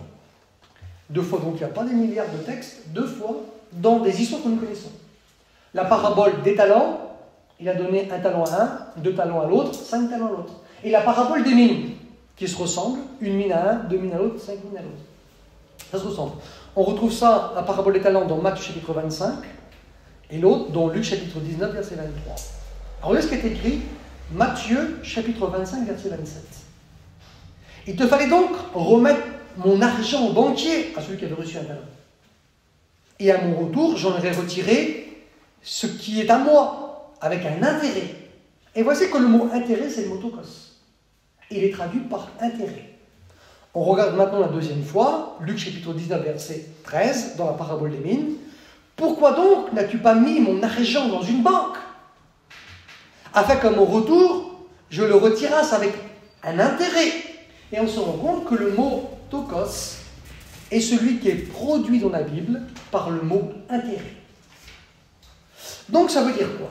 J'ai marqué ici, dans le Nouveau Testament, le mot tokos n'a pas le sens d'une naissance, mais il a le sens d'une production.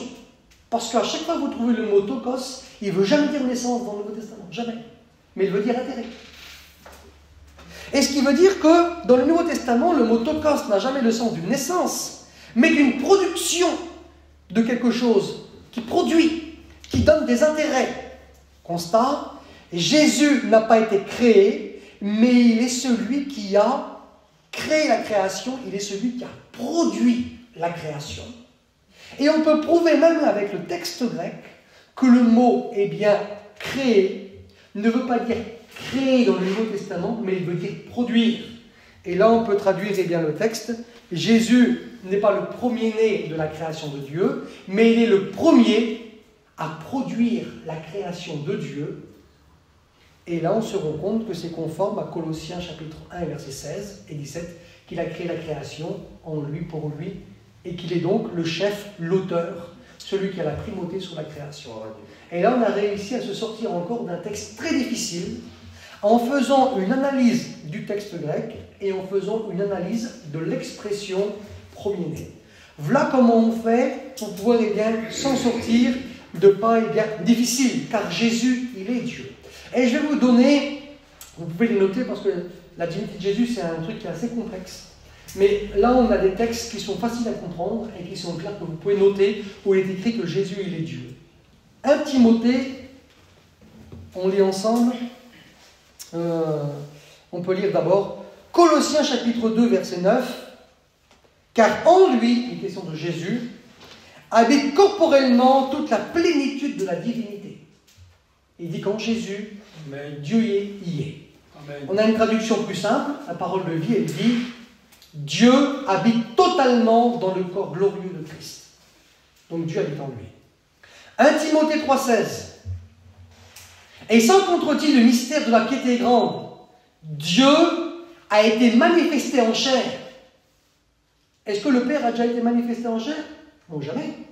C'est qui a été manifesté en chair? Ben, c'est Jésus, c'est écrit dans Jean chapitre 1, verset 14. 1 Jean chapitre 4, verset 2. 2 Jean chapitre 1, verset 7. L'apôtre Jean est celui qui va dire eh bien, que celui qui renie que Jésus est venu en chair, c'est l'esprit de l'Antichrist. Jésus est venu en chair. Amen. Il est écrit justifié par l'Esprit, vu des anges, prêché aux nations, cru dans le monde, élevé dans la gloire. Voici que là aussi, on a, j'ai marqué ici, le mot Dieu, ça peut être aussi un piège. Vous pouvez vérifier qui c'est qui a une Bible, qui c'est qui peut trouver 1 Timothée 3,16. On a aussi un piège. On a dans des traductions où il est écrit Dieu a été manifesté en chair, mais on a une traduction où il est écrit celui qui a été manifesté en chair. Quelqu'un qui l'a? Qui c'est qui peut le lire? Toi, c'est écrit quoi? Est-ce que c'est écrit Dieu ou celui? 1 Timothée 3,16. Ouais. Et sans contredit le mystère de la piété grande, celui qui a été manifesté. Voilà. Donc là, il est écrit dans le texte, dans la traduction mutatoire, il n'est pas écrit Dieu a été manifesté en chair. Il est écrit celui qui a été manifesté en chair. Donc, certains vont dire, voilà, tu vois, ce texte-là ne dit pas que Jésus est Dieu. C'est parce que ça a été corrigé et dans les nouvelles, on a corrigé le texte parce que, eh bien, dans l'ancienne version, on mettait Dieu, mais dans la nouvelle, on a mis celui. Mais en fait, comment on fait pour savoir si c'est vraiment Jésus ou pas? Qu'il est vraiment Dieu. En fait, le mot Dieu est traduit dans certaines versions par le mot celui, mais ça ne change rien au texte. Pourquoi? Car dans le texte grec, le mot celui ou le mot Dieu, c'est le mot théos. Et le mot théos, c'est le mot Dieu. Okay? Donc ça veut dire Dieu était manifesté en chair.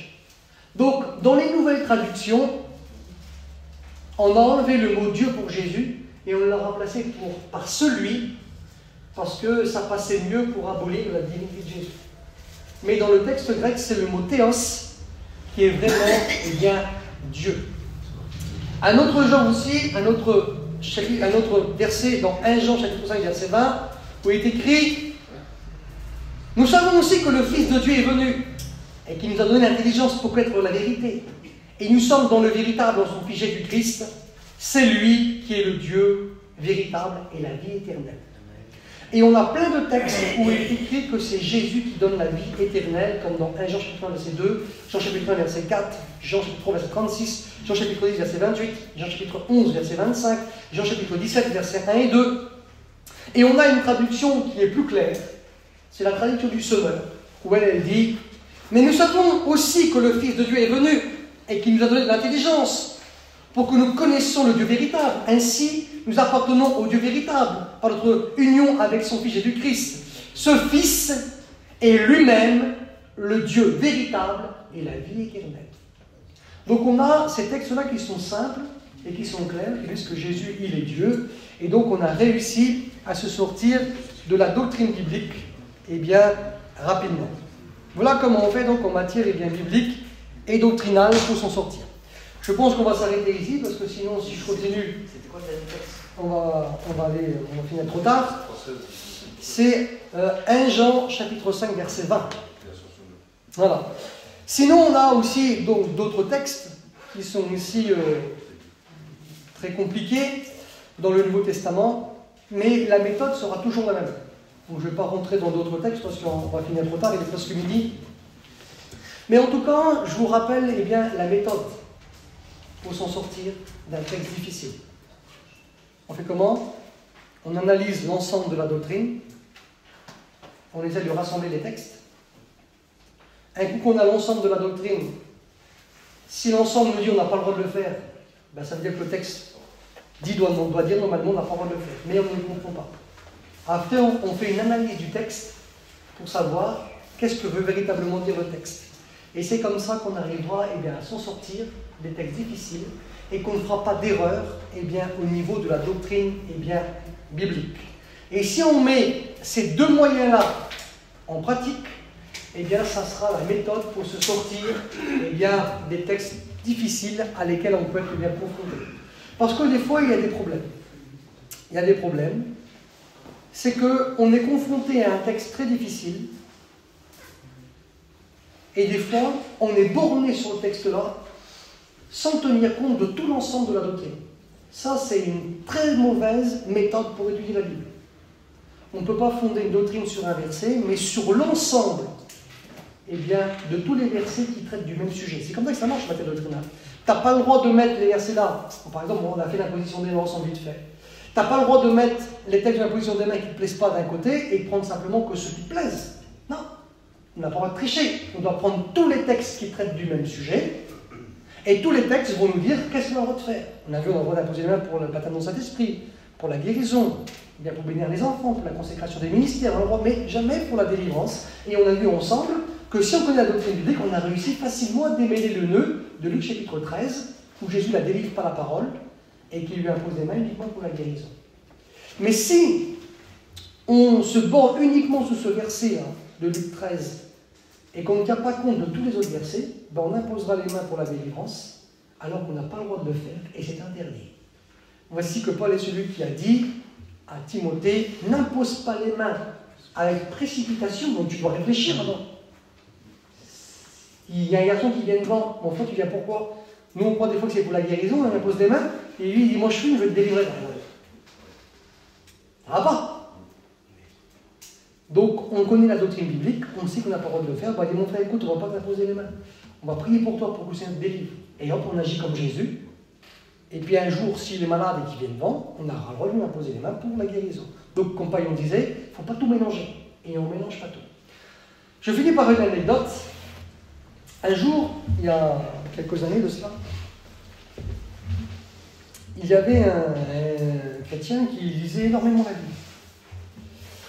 Et puis, il connaissait beaucoup de choses, mais en matière doctrinale, il était pas bon. Et puis on a été confronté à un gros problème, c'est que ce garçon-là, quand il voyait des rétrogrades, il est celui qui leur présentait le texte d'Hébreux 6, où il était dit que celui qui a été éclairé, qui a goûté le don de Dieu, qui a goûté au Saint-Esprit, ne peut plus se repentir. Et lui, il allait vers les rétrogrades et il leur disait, écoutez, pour vous, c'est foutu maintenant. Vous ne pouvez plus venir au Seigneur. C'est fini, vous ne pouvez plus vous repentir. Et puis il y avait des garçons qui étaient rétrogrades et quand ils venaient avec la Bible et ils montraient le texte d'Hébreux 6. Et comme ils leur montraient, ça faisait un choc. Je disais, c'est pas possible Seigneur, on ne peut plus revenir au Seigneur. Non, vous ne pouvez plus revenir, c'est fini pour vous. C'est écrit dans la Bible, vous ne pouvez plus revenir au Seigneur, vous avez été éclairé par le Seigneur. Le don de Dieu, c'est quoi? Eh bien, c'est Jésus. Qu'est-ce qu'il a dit à la Samaritaine? Si tu connaissais le nom de Dieu et celui, eh bien, qui te dit de moi à boire. Tu as été éclairé par le Seigneur, tu as connu Jésus, tu as eu part eh bien, au Saint-Esprit. Donc, c'est que tu es né de nouveau. Maintenant, tu ne peux plus être éclairé. Tu ne peux plus revenir, tu ne peux plus te repentir. Et sans la repentance, c'est impossible de revenir au Seigneur. Donc, ce qui fait que ces gens se trouvaient dans un embarras et tout ça, puis un jour, ben, il y en a qui sont venus me voir. Et ils m'ont dit, Rudy, voilà, on a appris que, tu as vu, on est rétrograde et on a appris qu'on ne peut plus revenir au Seigneur maintenant. Et moi, je leur ai dit, mais non, c'est pas vrai. Ben si, regarde, c'est écrit là. Regardez, c'est écrit là. Et donc, il a fallu qu'on corrige et qu'on rectifie. Parce que, en fait, comment on fait pour savoir s'ils ont le droit de se repentir, ces gens-là? Ben, on fait pareil. On fait une analyse de la doctrine du salut concernant le rétrograde. Et si on retrouve des rétrogrades qui reviennent au Seigneur, ben alors ça veut dire que le texte va dire ça. Et par contre, si on n'en trouve pas, alors ça va être plus compliqué. Alors qu'est-ce que j'ai fait? Ben, j'ai réfléchi. Je fais un petit tour vite fait de la doctrine biblique. Je me suis dit, tiens, l'histoire du fils prodigue, c'est on connaît. Dans la maison du Père, lui. Qu'est-ce qu'il fait? Il prend tous les biens, il se tire, il mange tout. Et puis après, quand il est mal, qu'est-ce qu'il fait? Il y a une repentance, il y a Seigneur, c'est pas possible, qu'est-ce que j'ai fait? Dans la maison de mon père, il y a du pain en abondance. Si j'irais vers mon père, puis je lui dirais, mon père, toi, tout ce que j'ai fait, c'est pas bien, mais traite-moi comme l'un de tes ouvriers. Et mon père fait quelque chose pour moi. Et puis qu'est-ce qu'il fait? Il revient. Qu'est-ce qu'il fait le père? Il jette dehors à construire? Non. Le père, il est écrit qu'il va le prendre, il se jette à son cou, il l'embrasse. Il est écrit quoi? Il lui met des chaussures aux pieds, c'est quoi? C'est le symbole de la liberté, les chaussures. Parce que les esclaves marchaient pieds nus. Il n'y avait que les hommes libres qui avaient des chaussures. Il nous offre la liberté. Et c'est Christ. Il est écrit, si Christ vous a franchi, vous serez quoi? Réellement libre. Il donne une robe, c'est quoi? Ben, c'est le symbole du salut. Il lui met une alliance au doigt, c'est le symbole eh bien, de l'alliance. Donc on se rend compte qu'il est réintégré à 100% dans la maison du Père. Amen. Et même comme le frère va critiquer, qu'est-ce qu'il dit? Ton frère que voici était mort, mais il est revenu à la vie, alors il fallait se réjouir. Ah, on se rend compte que là, même quelqu'un qui est rétrograde et qui est tombé dans le péché peut revenir. Ah, ça veut dire que le texte ne va pas dire ça là-bas, Hébreux 6. Ça donne de l'espoir pour les rétrogrades. Ah, je regarde, je réfléchis, tac. Il dit, Seigneur, mais l'apôtre Pierre, il a renié le Seigneur, celui-là. Et t'as dit qu'il a renié 3 fois le Seigneur. Pourtant, il était sur lui, il a dit, Seigneur, jamais je te renierai. Mais pourtant, il a renié 3 fois. Et t'as dit qu'il l'a renié la dernière fois avec des serments et des imprécations. Ça veut dire quoi, les imprécations? Les imprécations, c'est des serments du style, tiens, tel que Dieu, qui me paralyse, tiens, si je le connais. C'est ce style-là. Donc, il a été vraiment loin dans ce qu'il a fait. Il l'a relié publiquement devant tout le monde, avec imprécation, avec serment. Et Eric, qui va réaliser, comme le coq va chanter, il va pleurer amèrement. Et puis quand vous regardez dans Jean chapitre 21, le Seigneur est ressuscité. Puis Pierre, il dit, moi je vais aller pêcher, c'est ce que je veux dire, nous on va pêcher avec toi. Ok. Et puis à ce coup, il voyait un homme sur le bord du rivage. Il est en train de faire une grillade de poissons. Et puis le Seigneur va leur demander s'ils avaient pris quelque chose. Il dit, on n'a rien. Et il dit, jetez votre filet du côté droit, ils vont le jeter et ils vont faire une pêche miraculeuse de 153 grands poissons. Et là, l'apôtre Pierre est celui qui va dire, l'apôtre Pierre, c'est le Seigneur. Et voici que là, ils vont aller sur le rivage, et quand ils vont sur le rivage, le Seigneur est en train de faire un petit grillade. Et voici que là, le Seigneur va donner les à manger à tous les disciples qui étaient là. Et quand il vient donner à manger, il donne aussi à manger donc, à l'apôtre Pierre. Mais manger dans la Bible, c'est tout un symbole. C'est tout un autre message, mais c'est ce qu'on appelle la typologie du repas. Le repas dans la Bible, c'est le symbole du pardon et de la réconciliation. Quand vous regardez, par exemple, Jacob avec Laban, quand Jacob se sauve et que Laban, eh bien, il est celui qui va à sa poursuite, parce que eh bien, la fille de Laban a volé ses dieux domestiques. Et il veut faire la peau à Laban. Il veut faire la peau à Jacob, pardon, il veut le tuer. Dieu lui dit, écoute, tu ne feras pas de mal à Jacob. Mais ils sont en conflit tous les deux. Le gendre et le beau-père. Ils vont se retrouver, et comme ils vont se réconcilier, qu'est-ce qu'ils font? Ils font un repas. Ils mangent ensemble. C'est le symbole du pardon et de la réconciliation. Amen. Dans le psaume 23, comme il est écrit, David dit, dresse une table en face de mes adversaires. Tu vas faire quoi avec une table? Tu vas te de la tête. Tu vas faire quoi? Une épée plutôt. Non, pourquoi? Parce que ça veut dire quoi? Ça veut dire Seigneur, tu es capable de mettre le pardon et la réconciliation avec mon ennemi, et on peut manger tous les deux sur la même table. Amen. Comme nous regardons la Sainte Seine, pourquoi qu'il n'y a que les chrétiens qui connaissent la Sainte Seine? Parce que ceux qui participent au Saint Repas, c'est ceux qui sont réconciliés avec Dieu. Pourquoi il est question des noces de l'agneau dans le ciel? Pourquoi il est question de repas, de noces? Eh bien, pourquoi? C'est pour dire, eh bien, aux anges qui étaient là, et même les démons s'ils le voient. Vous voyez, moi avant, Dieu pourrait dire, moi avant, avec l'humanité, les humains, j'avais un problème avec eux, on était en guerre, à cause du péché. Parce que le péché, en latin, c'est le mot bellum, ça veut dire guerre. Moi et les humains, on était en guerre avant ensemble. Mais on a été réconciliés, eh bien, par la mort de mon fils à la croix. Et aujourd'hui, on mange ensemble parce qu'on est réconciliés. C'est les réconciliés qui participent au nom de l'agneau. Et voici que lorsque le Seigneur donne à manger à votre bière, ça veut dire quoi? Ça veut dire, Pierre, toi, on a un conflit tous les deux. Tu m'as renié. Mais bien, je te pardonne.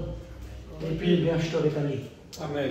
Et qui peut se vanter d'avoir eu, eh bien, la vie de l'apôtre Pierre? Donc, il a été rétabli et il a été pardonné. Ah, on se rend compte que le rétrograde, il peut revenir. Et puis, que vous regardez aussi dans l'Apocalypse, l'église de Pergame, le Seigneur va lui dire, écoute, j'ai chez toi des gens qui ne vont pas, qui annoncent des fausses doctrines. Et il va lui dire, repens-toi. Imagine-toi, il ne s'adresse pas à un individu, il s'adresse à une église. C'est-à-dire que l'église n'était pas terrible. Mais on se rend compte que le Seigneur donne le moyen à l'église de se repentir. Donc ça veut dire que même s'ils ne sont pas terribles, ils peuvent revenir maintenant. Donc on a des exemples dans la Bible, que celui qui s'est éloigné de Dieu, ce qu'on appelle nous les rétrogrades, peuvent revenir au Seigneur. Ah, ça donne de l'espoir pour le rétrograde. Donc ce qu'on fait, en fait, on a fait vite fait un petit tour, eh bien, général de la doctrine du salut concernant le rétrograde, et on se rend compte qu'il peut revenir au Seigneur. Donc ça veut dire qu'il grossissent. Il ne veut pas dire que les rétrogrades ne peuvent pas revenir. C'est parce que le texte il est mal compris, et que les gens qui s'en servent n'arrivent pas à comprendre le texte. Et que le texte est obligé de s'harmoniser avec le reste de la doctrine. Et l'explication du texte, c'est quoi? Eh bien, déjà, c'est quoi l'épître? L'épître aux Hébreux. Ce qui veut dire que l'auteur s'adresse à qui? À qui? Il s'adresse aux Hébreux. Il ne s'adresse pas aux païens. Il s'adresse aux Hébreux, donc aux Juifs. C'est à eux que l'épître est adressée. Et on se rend compte que ces Juifs-là étaient des Juifs qui connaissaient très bien le judaïsme. Parce que justement, dans l'Épître aux Hébreux, qu'est-ce que fait l'auteur? Il va leur présenter que Jésus est au-dessus de Moïse. Que la nouvelle alliance est au-dessus de l'alliance de Moïse. Que, eh bien, son sacrifice est meilleur que tous les sacrifices dans l'Ancien Testament. Que, eh bien, son sang est meilleur que le sang de tous les animaux qui ont été, eh bien, versés dans l'Ancien Testament. Que son sacerdoce, il est supérieur au sacerdoce d'Aaron, parce qu'il détient, eh bien, de Melchisédek. Donc, c'est vraiment des gens qui connaissent vraiment beaucoup la loi. Et puis voici que ces juifs, c'est des juifs qui étaient devenus chrétiens, qui étaient sortis du judaïsme. Mais le problème, c'est quoi? C'est que dans Hébreux 10, il est écrit qu'ils étaient confrontés à plein de problèmes. Et à cause de tous les problèmes que ces chrétiens juifs étaient confrontés, certains voulaient abandonner le Christ pour retourner au judaïsme. Pourquoi? Parce qu'il y avait des lois qui avaient été votées parmi les Juifs. Quand vous lisez dans l'histoire de Jean 9 avec l'aveugle qui a été guéri par le Seigneur, qu'est-ce qui est écrit? Il est écrit qu'une loi avait été votée par les membres du Sanhédrin, que quiconque accepterait Jésus, le Christ, serait exclu des synagogues. Ce qui fait que ces Juifs-là connaissaient des grandes persécutions. Exclus de la synagogue, ça veut dire exclus de la société juive. Exclus des synagogues, rejetés par les dirigeants juifs, rejetés par tes amis, par ta propre famille. Ce qui veut dire que c'était des persécutions très grandes. C'est comme si qu'aujourd'hui, un musulman deviendrait chrétien. Imaginez-vous les gens de la mosquée, les dirigeants, les imams, sa propre famille, il est renié. C'est ce qu'eux vivaient. Et c'était tellement difficile à vivre que ces juifs chrétiens voulaient retourner au judaïsme. Mais le problème, c'est que s'ils retournent au judaïsme, eh bien, ils vont réoffrir des sacrifices. Et voici que là, ils rendent nul le sacrifice du Christ à leur égard. Parce que maintenant, ils vont abandonner le sacrifice ultime pour réoffrir des animaux pour le pardon de leurs péchés, en sachant que le sacrifice ultime, c'est Christ. Il est écrit dans Hébreux 10, eh bien, celui qui agit comme ça, il foule aux pieds le Fils de Dieu et qui tient profane le sang de l'alliance. Pourquoi? Parce que tu sais que Jésus est mort pour toi, et toi c'est comme si tu marches dessus pour resacrifier des sacrifices d'animaux. Voici que là il dit que ceux qui pratiquent cela dans Hébreux 6, ils sacrifient de nouveau le Fils de Dieu. Pourquoi? Parce que pour eux c'est comme si ils considèrent que le sacrifice du Christ, il est nul, il ne sert à rien. Ils vont réoffrir des sacrifices d'animaux, mais qu'est-ce qu'il est écrit? Que les sacrifices d'animaux, c'est l'ombre des choses à venir. Ce qui veut dire que les animaux annonçaient le sacrifice ultime du Christ, ce qui voudrait dire que pour eux, il va falloir un autre sacrifice que le Christ s'offre. Mais ça, c'est impossible. Et l'auteur leur fait comprendre que s'ils retournent au judaïsme, qu'ils restent dans le judaïsme, qu'ils offrent des sacrifices comme la loi de Moïse leur donne pour leurs péchés, tant qu'ils resteront dans cet état d'esprit, ils ne peuvent pas revenir à la repentance. Parce que pour revenir à la repentance, il faudront qu'ils abandonnent les sacrifices d'animaux, qu'ils se retournent vers la croix, vers le Christ, et qu'ils disent « Seigneur, c'est toi le sacrifice ultime ». Et là, ils peuvent s'en sortir. Amen. Donc ça n'a rien à voir pour les rétrogrades de chez nous. Mais c'était pour les rétrogrades juifs qui retombaient dans le judaïsme. Okay? Donc on se rend compte qu'on a des explications des textes qui sont... C'est vrai que c'est pas facile à expliquer tout cela. Mais même si on ne connaît pas la réponse, on fait un petit tour de la doctrine générale du salut concernant le rétrograde, et on se rend compte que le rétrograde peut revenir. Même si on n'a pas l'explication d'Hébreux 6, on pourra dire à la personne, écoute mon frère, le texte là-bas, je n'ai pas la réponse, c'est vrai. Mais quand j'analyse la Bible et je regarde la doctrine du salut concernant le rétrograde, je me rends compte que le rétrograde il peut revenir au Seigneur. Ça veut dire que le texte, là, mon frère, tu lui donnes une mauvaise explication, et que l'explication, c'est pas ça. Parce que normalement, l'explication du texte-là, elle doit s'harmoniser avec l'ensemble de la doctrine. Et même si tu n'as pas la réponse, puisque tu connais la doctrine biblique du salut concernant le rétrograde, eh bien, tu arriveras à donner une bonne réponse aux rétrogrades. Tu pourras leur prêcher la repentance et tu pourras leur dire, eh bien, vous pouvez revenir au Seigneur, Jésus peut vous pardonner, peut vous faire grâce, parce qu'on se rend compte que la doctrine nous dit que le rétrograde est celui qui peut être pardonné et sauvé. D'accord? Donc, la doctrine biblique, c'est vraiment important. Mais si on ne connaît pas la doctrine biblique, comment voulez-vous faire pour s'en sortir de ça? Tu ne peux pas t'en sortir. C'est impossible. Le texte, il est devant toi, tu vas te borner au texte, tu n'auras pas d'explication, tu donneras une mauvaise explication, comme ce garçon et celui qui le faisait, lui, il était convaincu que c'était ça. Et donc on se rend compte, c'est pas parce que c'est écrit ça que ça veut dire ça. C'est parce que des fois on n'a pas la bonne explication, mais c'est la doctrine biblique qui va nous permettre de trouver la bonne explication et qui va nous donner de la lumière. Alors, je finis maintenant. Quand vous avez un texte compliqué, vous ne le comprenez pas, il est très sombre, on n'arrive pas à lui donner d'explication. Qu'est-ce qu'on fait? On analyse la doctrine biblique et les textes de la doctrine biblique concernée vont nous projeter comme un projecteur de la lumière sur le texte qui est enténébré, qui est tout noir. Ils vont nous mettre de la lumière dessus pour qu'on puisse bien le comprendre, parce que ce texte enténébré, il est celui qui doit aller dans la même direction que les textes qui sont clairs. C'est comme ça qu'on agit en matière doctrinale et biblique. Certains font tout le contraire. Ils se bornent sur le texte difficile, compliqué, et ils n'analysent jamais la doctrine biblique dans sa généralité. Il ne faut jamais faire cela. On laisse le texte biblique compliqué de côté pendant un temps, on analyse l'ensemble de la doctrine biblique concernée, et après, un coup, on a la lumière de la doctrine, ça va nous éclairer le texte compliqué, et on pourra lui donner une interprétation. C'est comme ça qu'on fait en matière biblique et doctrinale.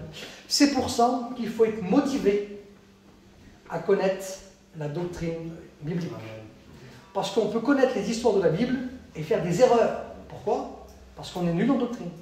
Mais si on connaît un peu la doctrine biblique, eh bien ça permettra de s'en sortir et nous donner de la lumière sur les textes compliqués. Ok? Donc on va s'arrêter là, et puis on va prier le Seigneur ensemble. Seigneur éternel, notre Dieu, nous voulons bénir ton nom et nous te remercier, Seigneur. Ta parole est celle qui s'explique par la Bible. Texte compliqué s'explique par la parole de Dieu. Et on se rend compte